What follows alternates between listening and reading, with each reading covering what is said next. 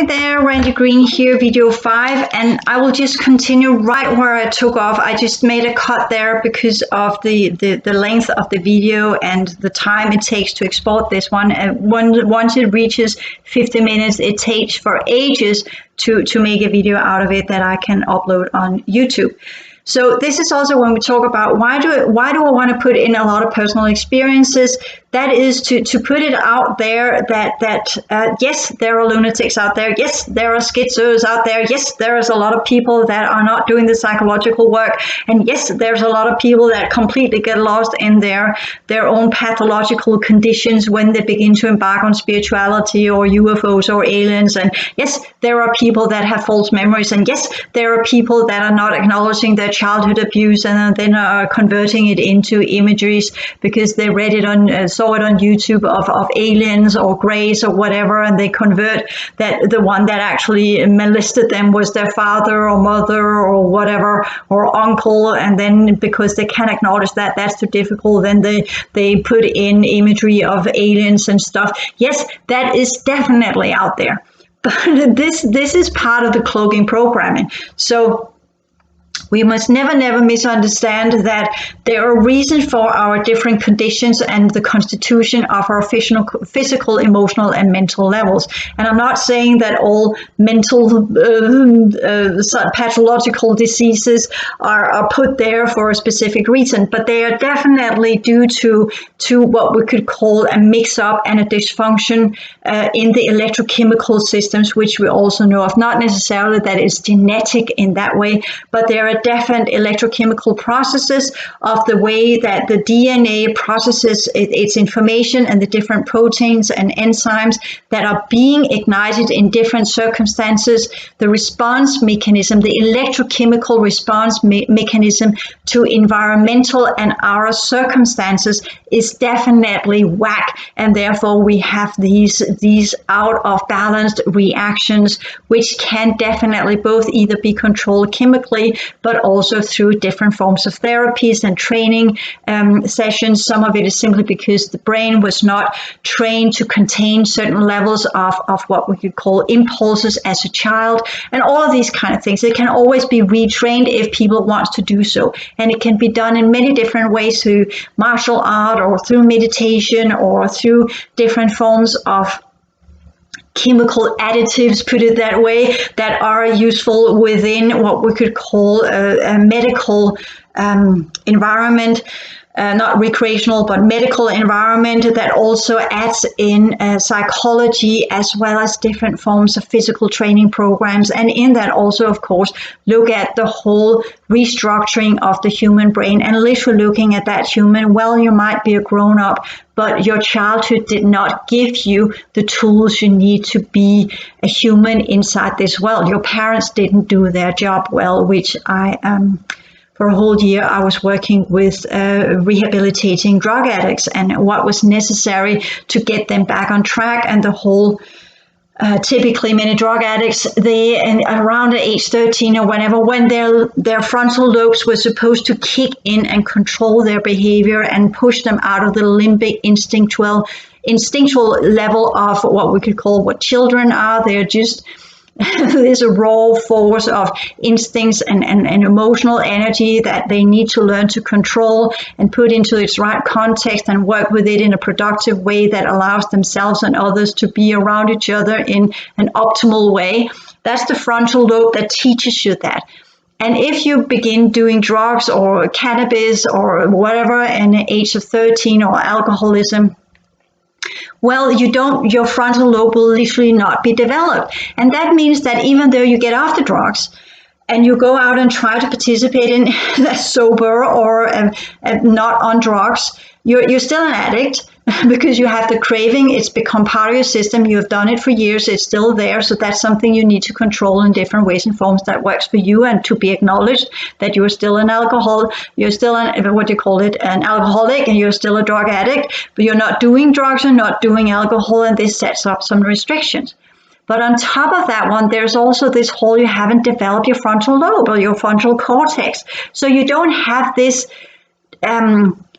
what we can call a structural level that kind of navigates, that allows you to navigate in settings so you respond in the correct way in whatever you are being plunged into. And I have a little bit of, not addict or a drug addict or alcoholism or anything, but because I grew up quite on my own as a child, there are certain levels of my prefrontal cortex that I had not developed. So I acknowledged that when I went to school, I could see, okay, there are certain things these kids around me, they know, and I have absolutely no knowledge of it.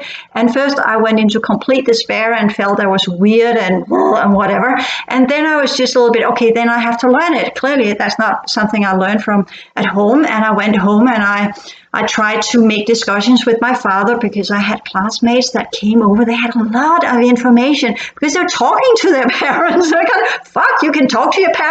So I went home and tried to talk to my dad, and he was looking up from behind the newspaper and just kind of, and he's, oh, you know what, I'm tired. I just got home from work, so you know what, not now, later. And there was never a later. Or going to my mom, who at that point was trying to study and do some kind of degree, and she was doing the same, not now kind of thing, I'm too busy, whatever. And that was a complete rejection of me, and that did not feel very well. That's part of my structure of being rejected. But the point being is that what did I do? Did I go into victimization? No, I began studying myself. Like, well, then I have to find that information somewhere. I have to find it. And if I had had the internet, I would have looked at the internet. I still do that today.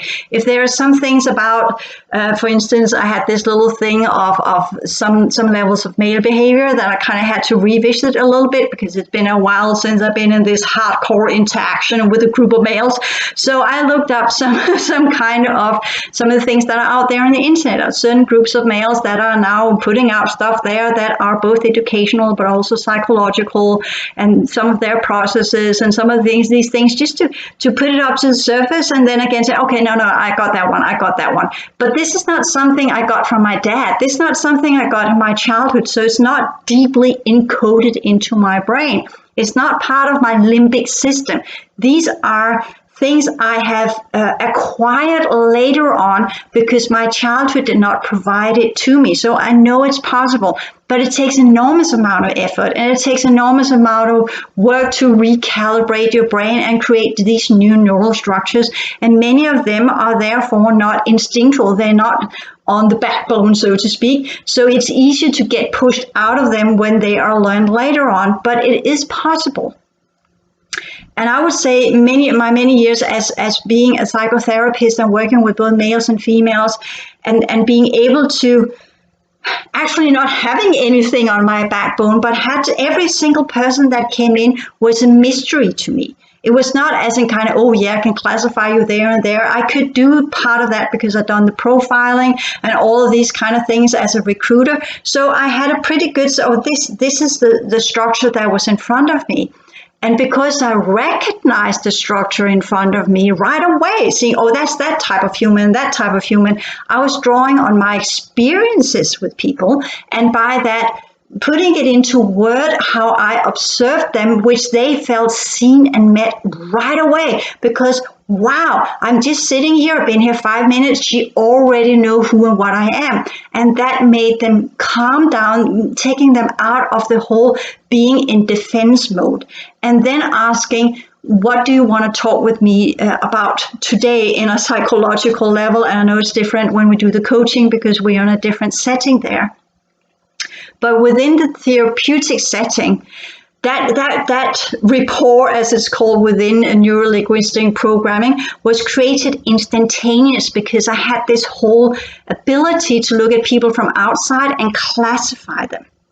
And I took that ability with me when I pushed it a level up, going behind the base program, and began doing what I call the template readings, where I was actually trying to read karma and the etheric fields and the astral fields and the mental fields and the capacities and what was there, the ancient histories, And I would have loved to push it into also being able to literally draw in the different prohibiting technologies and everything that were keeping that person stuck in that whatever, that dharma that they were part of, and including astrology as well, which I worked with. At some point in time, I was having this grand idea, combining all of these things and having this both therapeutic sessions where we would work with things on a psychological level, but we would work quite quickly through it because I was clairvoyant at the same time. So I quickly saw the emotional field and the different patterns and childhood memories. They came up as the little movies where I could see that was the dynamic, and I could walk with them through that dynamic. And then I added in healing, which I will work with a little bit later, where I could amplify the different fields and then draw out their content so that the client could see it as well. That was magnificent. You're having this clairvoyant ability, which is called, when you work on the astral plane, when you work on the mental plane, it's called perception or intuition, just so you know it. But the whole ability to put a client on the table and then work with the chakras in a way where I could put my hands on. And I always used a combination of what we call hands-on and amplifying energy with my energy field. I would, in a way, as is also explained in Bailey's esoteric healing, I would merge my field with the client. And because I had gotten to the level of understanding I had accomplished through my own processes, I would then impose that gently, lovingly, caringly, because I always felt a lot of love for my clients, feeling this whole, now we're joining this so you can lift up and become what you're supposed to become. And I would love to help you become who you are. I also had clients that were in the death process, so this not necessarily this is about restoring and recreating. Then the process was, okay, let's get you out of this system the best way possible and see what you need to finish off so you can get out of here without a shitload of karma and what you need to do. So these are two different processes. But the whole ability, and this is so magnificent. I tried it with different other healers because I thought, if I can teach healers to field merge, and in that one amplify the abilities in the client that is dormant in the healing situation, so that they can see the clairvoyant message or information, that they can tap into this memory as they're actually already seeing it in their heads. But in the healing, participate in how to transform it together through different techniques, which I began working with, and how to do that. And I did it both remotely as well as people within my practice. And that I was enormously skilled at it. And then that is technically at that level where I really began combining the template reading, the field merging, heels on, healing, amplifying, lifting up what is dormant so it can be viewed and seen and understood by the client, in not verbally, but seeing it inside their own different levels of fields, and with that, clearing out whatever come up with that and leaving them purified and on a higher state of existence that when they came in. The problem was then the schooling of these clients, that they would take this with them out as a cocktail party spiritual experience, and they would do nothing with it, similar to ayahuasca or DMT, this whole kind of, oh, I had this great experience, but they're not implementing it as a way of living.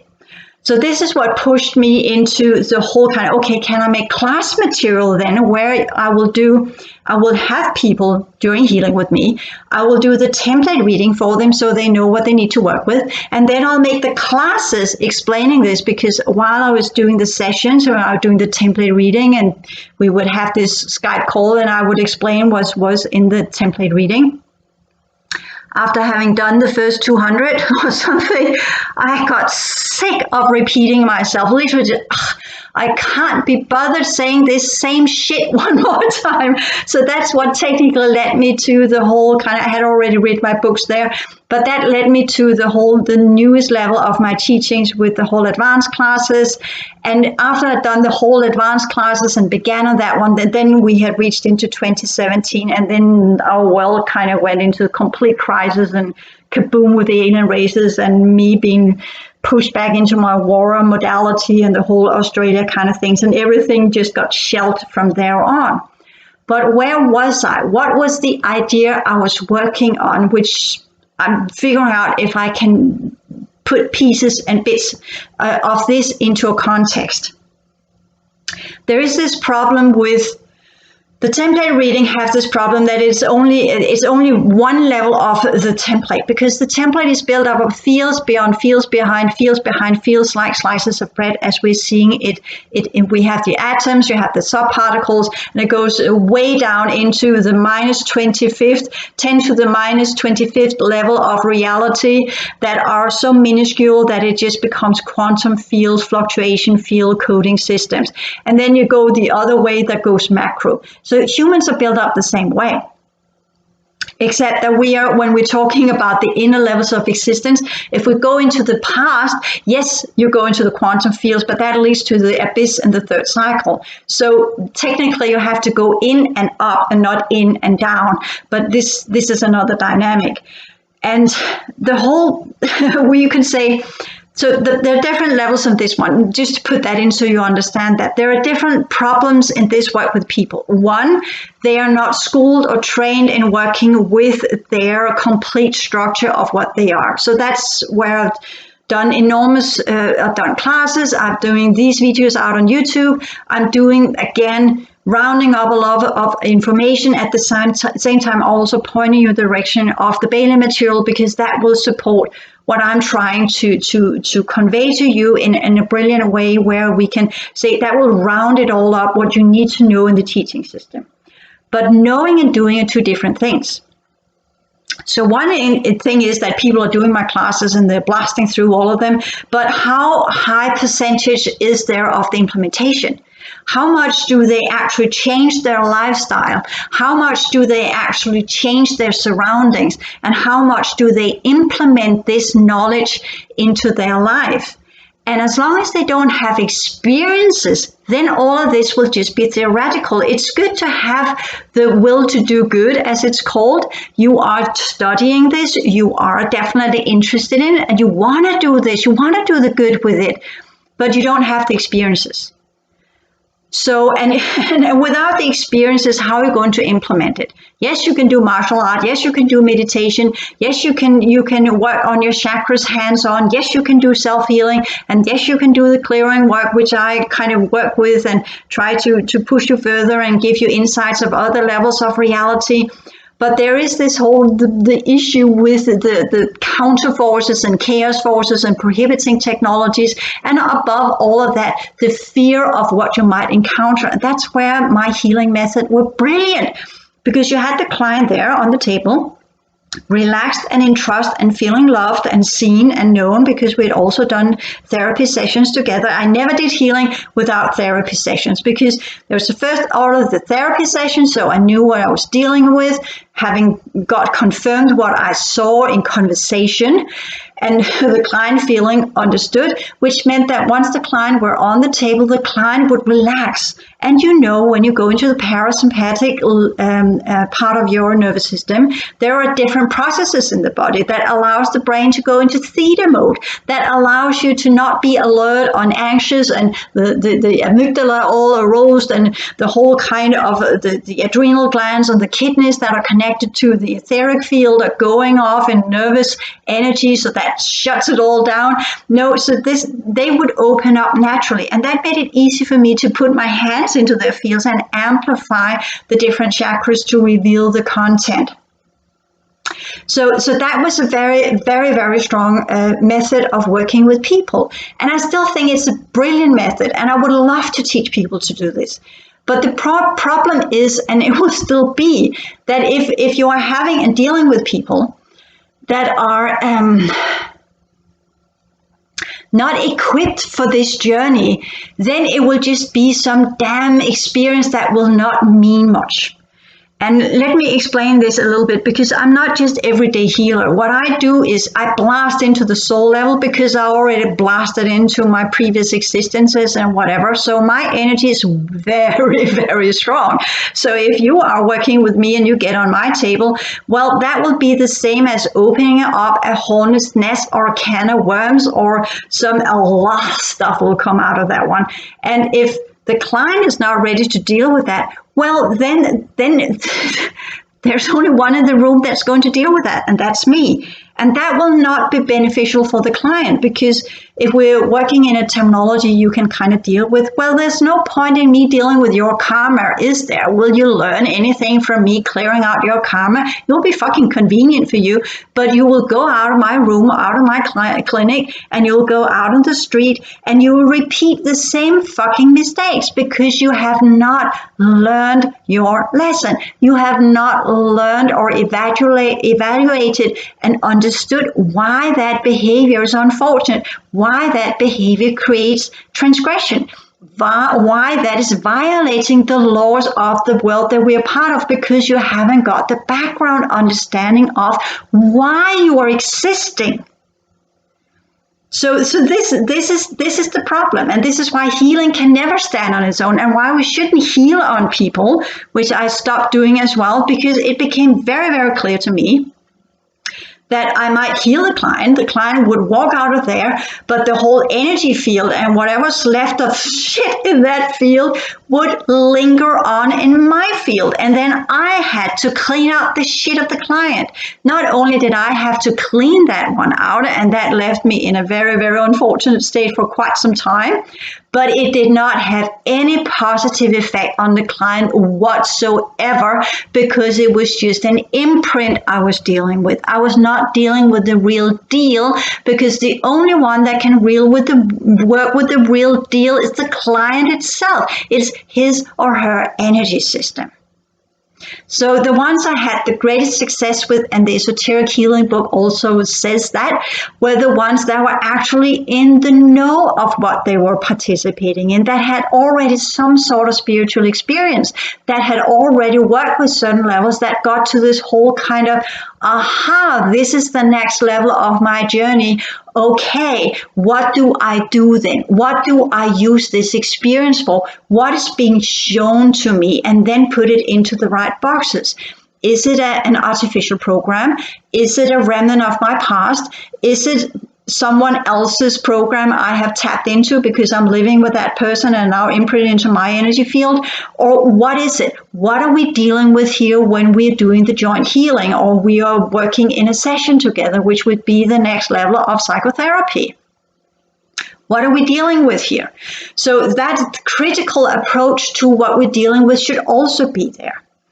And I want to give an example of one I was working with, and due to my travel, I'm just putting it here, so if she listens to this one, she will know it's her I'm talking about. That was one of my more profound healings, but that was possible because she was ready to take that step. Her natural energy system were ready to do that implementation. And kind of our paths kind of divided a little bit, because I went to Australia and I've been 7 years in wars and all these kind of things. So that was not the time for friendship and building of friendships.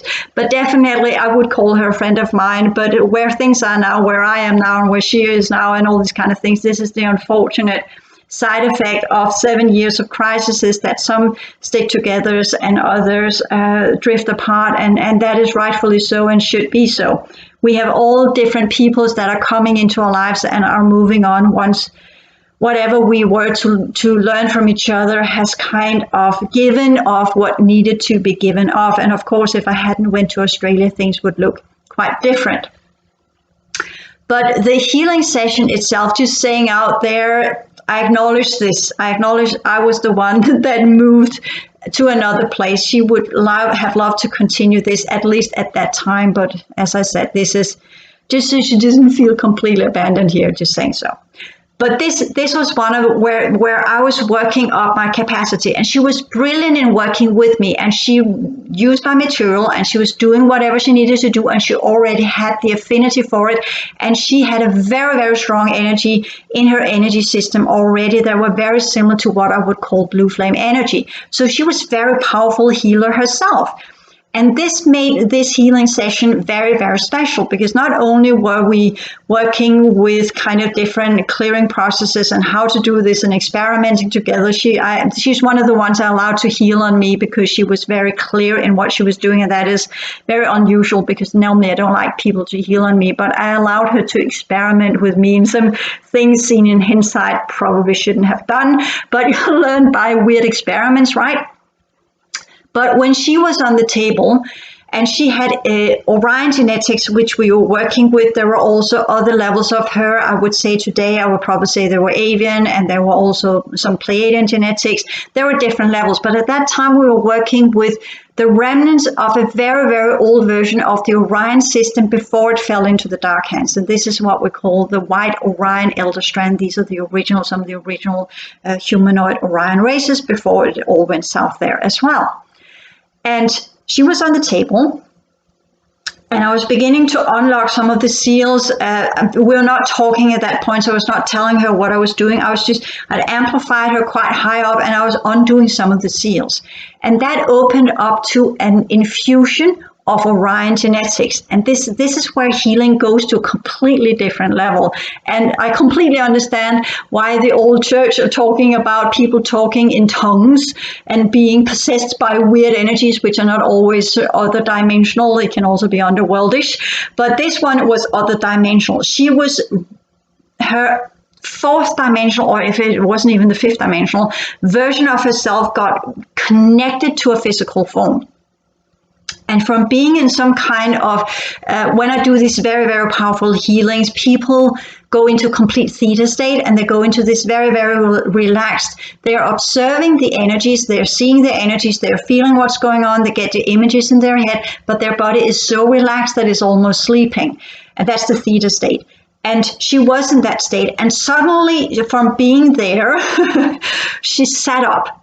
And then she began speaking Orion. And that was fucking amazing and fucking terrifying, to put it that way. That was one of the situations where I thought, what the fuck do I do here? Because I hadn't experienced it before. That was the first one. And she was sitting upright, and then she was just, she was still in a theta state, and some would say, oh, she's been possessed, but she wasn't. That was an earlier version of herself. So she was not possessed. You can say inflated if you like. She had got this bleed through of a different personality into herself, and it was now acting out within this organic form. And this is technically where we are. That's the externalization of the soul kingdom into this reality when that happens. And it was at the same time thrilling and amazing and scaring, because I had this beautiful girl which I cared for, and she was not herself anymore, and she was speaking this completely weird language which I had absolutely no understanding of, and she was going into emotional distress because she was having a memory of when her planet were taking over and people were slaughtered around her, and she was taken captured, and the children were left behind, and she became this soldier under these alien forces because they had taken her children, and she had to take care of these children, which are kind of this is what karma really is about. This is what's in your etheric field. These are the codes that are in your etheric field holding these memory imprints. Each little code in your etheric field is a digital memory imprint. And that's what you use to transform the different energies with. And did I understand what she was saying in her Orion language? No, but fortunately, I'm telepathic, so and also clairvoyant, so I could see it. I could see what she was talking. I saw what she saw, fortunately, and I could comfort her, and I could hold her. And after an hour being in that memory, I decided, well, this is when I shake her up and get her back into who and what she was. And she was very, very disoriented to begin with, because she had been this completely different personality and been in a completely different world, and exemplified it into a physical body. And you would say, well, that's an unfortunate event. How did you work with this? Can you use this in this reality whatsoever? No, not the slightest. But it alters your emotional field, and it alters your mental field, and it alters your molecular level by integrating these different levels of your true personality, because it sends in a completely different vibration that is of this world, that is different from this world. And that will allow you to go out in the world and respond in a different way. And if you meditate upon the energy and work with the energy and remember the energy and do the psychological processes with what you have seen and work with that, that's a whole new level of working with your astral field. That's the highest level of your astral field, when you do the psychological processes with the other levels of your existence. That that's where we really talk therapy, when we go from the basics and all the way up through the astral field, so that we begin transforming the highest levels of who and what you are. And that's why we're working with the cosmic ethers, because humans are supposed to have cosmic awareness and not this base program limited way of existence. So this is one of the that where you as a therapist feel, wow, I'm out here in the deep end and I don't know what to do. And you just have to pull in your skills and self-confidence and say, I can do this. And she stayed behind 2 hours after with a blanket over her, and we're doing the integration processes together the best way I could at that time. Now I would probably work in a little bit different way, but I did the best I could at the time. This is 4 years ago or something.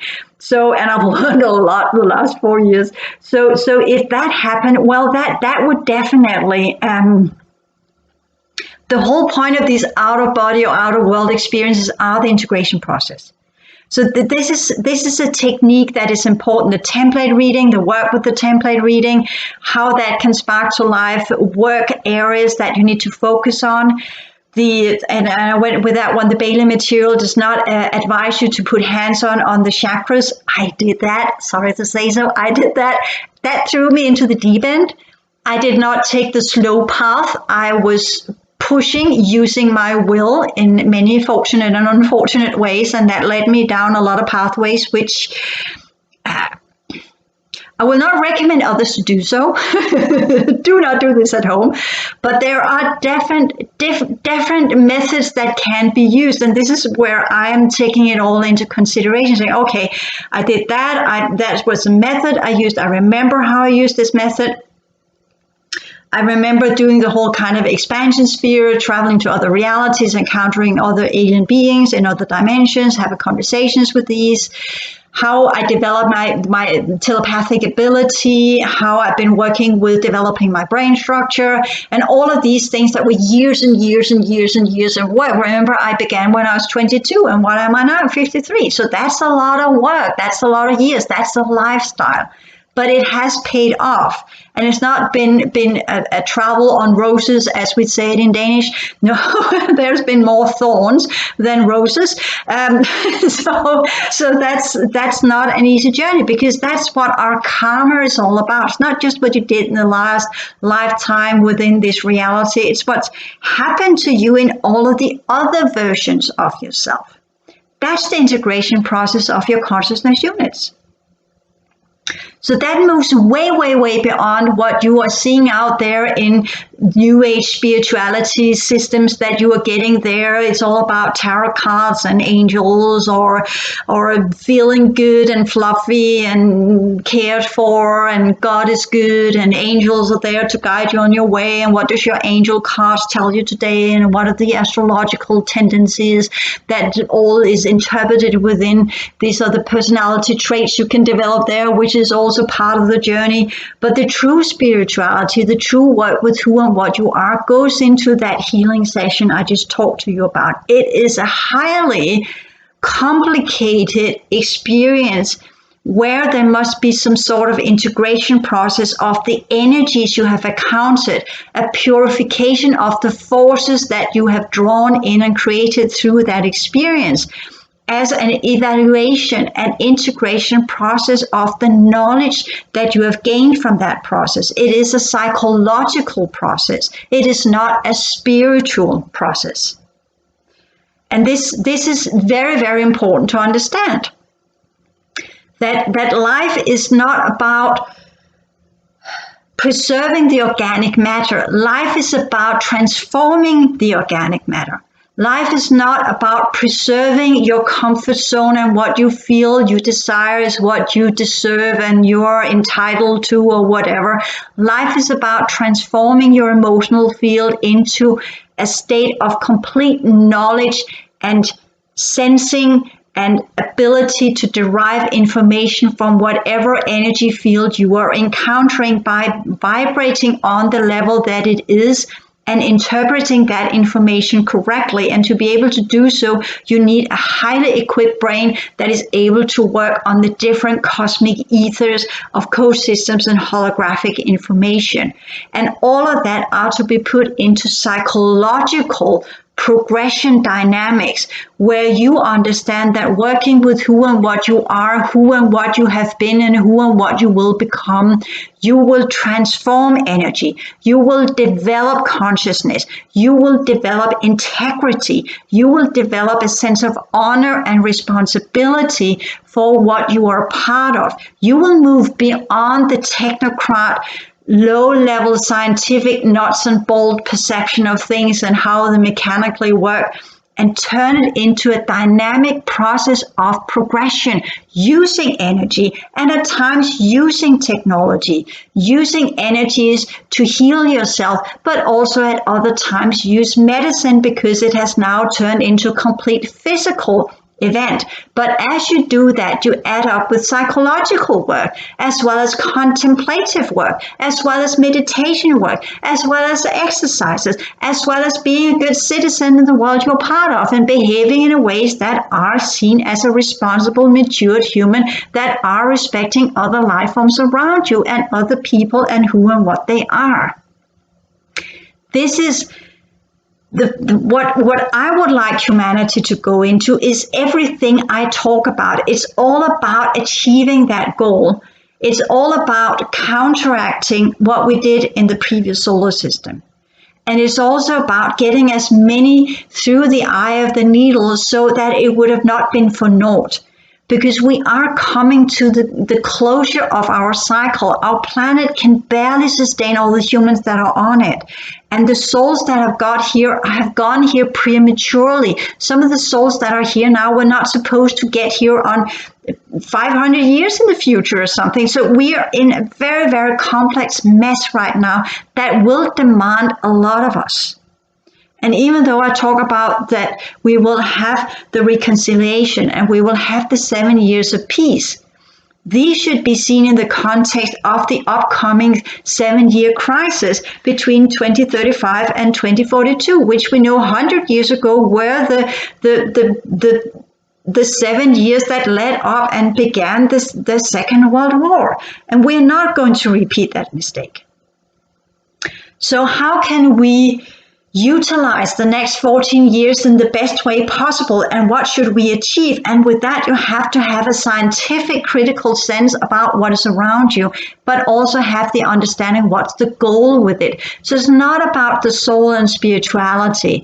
It is about integrating your higher level of knowledge. It is about integrating everything you are in psychological dynamic processes that involves different ways of working with energies that are not necessarily relying on technology or machines.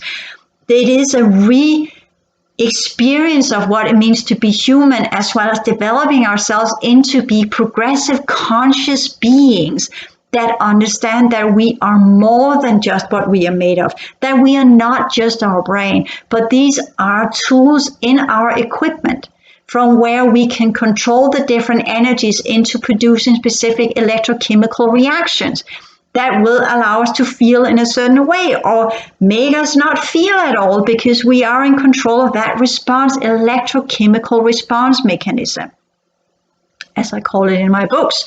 And at the same time, also able to work with the different levels of knowledge, work with the different levels of sciences, work within the correct frames of references, and at the same time, developing knowledge into intuition that is literally able to, what you could call, be clairvoyant on the mental fields. Clairvoyance is on the astral field, clairvoyance on the mental fields are called intuition, but the dynamic is technically the same. As you derive information from the astral field and the emotional level and the electrochemical part of the human, these are the 3 levels of it, then you can see that as imageries or patterns. When you work with the mental field and using your intuition, you can tap into whatever information, asking the right questions, as I showed you with the whole kind of asking, why was Jesus a red robe? What does it mean to be a red robe? What was that about? And there I tapped in by asking the right questions. I used my intuition and I got the information which I convert to you. convey to you. So translating what I saw, because I've been training for years and years and years to translate what I see into a language that is as close as possible to what I'm seeing. And my years as a therapist and as a healer and as a writer and as doing what I've been doing the template readings has definitely helped me. And I'm telling you, if I ever am to do the template readings, I would so much love an assistant that were completely doing computer systems and were doing fourth and fifth dimensional graphics or something, because then we could really see it in a holographic blow up how these, or expansion, how these different, as I'm seeing them, would be put into some imagery that are more correct than the two-dimensional, which is so limiting. It is so limiting that it makes me crazy sometimes, but I'm doing the very best I can. But at the same time, also putting enormous amount of information into words, which is why when I do these sequences, it is technically a very, very simple concept I want to explain. I want to explain the next 21 years, and I want to explain and compare where from the new age of the education in a new age, and what can we do with this now. But to be able to do that comparison, we had to go all around what was put into that book, what is part of that material, and what the current situation we are in, and what we can strive for, and what is realistic to strive for. And I'm not saying this is going to be imposed on all humans on this planet, because we can't. There are Lemurians and Atlanteans and Aryans and insectoids and avians and reptoids and mammals and other dimensional beings from Orion and Arcturus and Pleiadians and Sirians and God knows we got so many different souls on this planet now, so there's nothing simple anymore. And the whole kind of, the Mary Rodwell working with the children in Australia and all these kind of things. Nothing is simple anymore. So 100 years ago, you can make that material within the old world order and say, this is what the planetary hierarchy are working for. Now we are on this eclectic, completely different environment where there really is not much generalization left, but we can begin on a general level, having this broad perspective of things, knowing that no matter what, we need to specialize ourselves within certain branches to create certain peaks of information that will lift us up to a higher energetic state. But we cannot get comfortable in our preferred profession. We cannot get comfortable within our specialization. We must be inclusive on all of the different levels of information that is part of our world, which the Bela material also talks about. You have to know from all of the branches, not to the dot, not as a complete Asperger kind of way, so you remember everything, but so that you know the general picture of these different ideas and trends and understandings. So whatever you will encounter, you will have the ability to look within all of these different thought forms and see which one matches the best what you are experiencing. And if it doesn't match, if you haven't got anything in your brain already, then you're able to do what I just did with the intuition. Then you look into whatever you're seeing, and then you ask questions. And then you say, this is a new level I need to learn about. How, what is going on? What is this about? And then work with it until you get the complete understanding of it, which typically is a very large cycle. Sometimes it takes 2 days. Other times it takes a full month. Other times it takes 4 years. These are the cycles of the learning process where you have to have the will to go through with this, as well as the ability to trust in what you get and trust and rely on yourself. Because if you are to have a teacher that tells you all of this, that teacher will be completely worn out even before you even get close to the answers. And most of this inner information always comes in inconvenient times. And you can't call the teacher in the middle of the night and tell, oh, I've seen this and that, whatever. And I know the urge to share. But this is where you learn to share with what you're experiencing. within its own frame of reference, within whatever you are working with, and eventually dealing with the entities, communicating with them, sharing this exploration and psychological dynamic work with them, figure out what do they want, what is this about? What needs to be done here? What are the processes, transformation and transmutation here? How are you to deal with these different things that you are encountering, be it in your memories, or be it in your dream state, or be it in visions, or be it in clairvoyance settings? Because this is how your emotional field will develop. Memories, dreams, visions, which is part of the subconscious as well as going into the astral perception, which is called clairvoyance, which needs to be developed through many, many layers and are, to the begin with, as mumbo jumbo distorted as the dream time imagery is, until you nail that one and turn it into completely clear dreams by working with your dreams and purifying the dream matter that is part of your emotional field. So with that one said, I think I have nailed what I wanted to say today. There are a little bit of things that are hanging in the loose, for instance. I just want to throw it in there, and you can put in the process of that one. I already talked about Neptune is closing down, and that is taken. You can see that astronomically, not astrologically, but it is within astrology setting that it is discovered or mentioned, that Neptune will be in Pisces until January 26, 2026. And I just talked about this whole kind of ages of reconciliation and the shutting down of the Neptune system.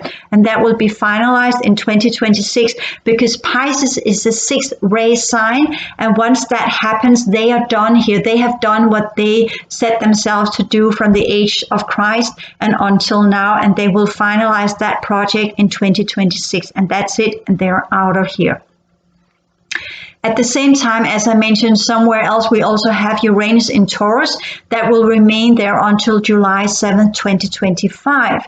And this is important, because that being in Taurus is part of the work that we are doing as well, and that is the upright pentagram, the downright pentagram, and these are some of the underworld forces and some of the stuff that Uranus were technically agreeing on doing here, which I don't know much of yet, but that will probably become more clear once we are done with this Taurus cycle that we're in right now and we move into Gemini or something else, where we can begin to see, for instance, the Uranus will go into Gemini from July 7th, 2025 and actually remain there more or less on and off until May 22nd, 2033. So that idea, once we get out here in our this year, getting out of Taurus and getting into Gemini, there will be hints from the Uranus in Gemini and what that actually will mean. And that's where Uranus, from going in an earth sign, will go into an air sign, but it will be in the primitive versions of the air sign, which is Gemini. So it will have to go through a maturing process through the Gemini, which you know is kind of the double, the twin. You have the lower version of yourself, the personality, and you have the soul, and that's the raw blueprint for that understanding that's technically put into Gemini. So I just wanted to put in there. And there's also this very important understanding on triangles, that Uranus and Neptune and Saturn. Saturn is in Aquarius until 2023. So that is also important, because we had the whole age of Aquarius and Saturn being part of the older teaching systems and all these kind of things, and discipleship and all of this weirdo stuff. Then you have Neptune and Pisces, Christ consciousness. You have Saturn and Aquarius, old versions of discipleship that are now being cleaned out and are to be completely forgotten, including new versions of what we call a psychodynamic progression understanding of energy and consciousness, leaving behind all that we understand of spirituality, which is the 6th ray idea. And then you have on the top of that one, you have Uranus in Taurus that will then move into Gemini. So that will initiate a lot of stuff in the years to come, which we're already seeing the trends of, which I've been trying to tell you here, which will be part of the next 100-year cycles that we are slowly but surely moving ourselves into. Thank you.